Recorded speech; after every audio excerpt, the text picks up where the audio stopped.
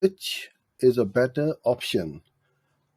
Lead forms on Google Ads versus taking contact details on our landing page.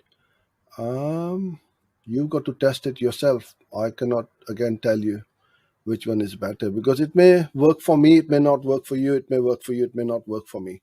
So run both, and whichever one is working better, you need to run with those. Just don't take anybody's word for it.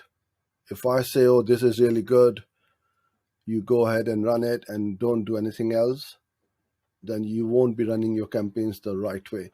Yes, you take my opinion, you take my expertise, advice, and so on.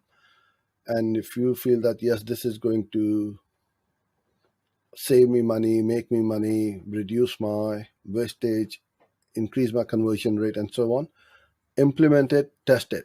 But you cannot just ask anyone, including myself, oh, which is better, because it may work, it may not work for you because our workflows might be different, our goals could be different, our metrics might be different, because most agencies, freelancers, what they do is they are trying to make a profit on that first transaction, whereas we as an agency, we want the long term profitability to grow the account. Now, if I know and I worked it out with my client, the customer lifetime value, and by customer lifetime value, we're not talking about until the customer passes away or dies, about 6 to 10 months, 12 months. How many more transactions are they likely to get once they acquire a new client?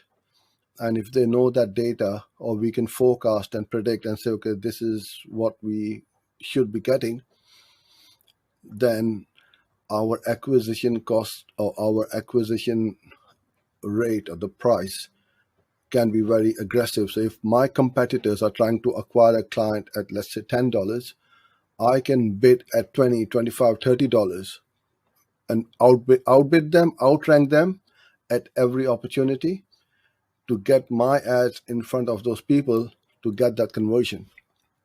And that's what you want to be thinking about. So you've got to keep trying, and you've got to keep testing different things.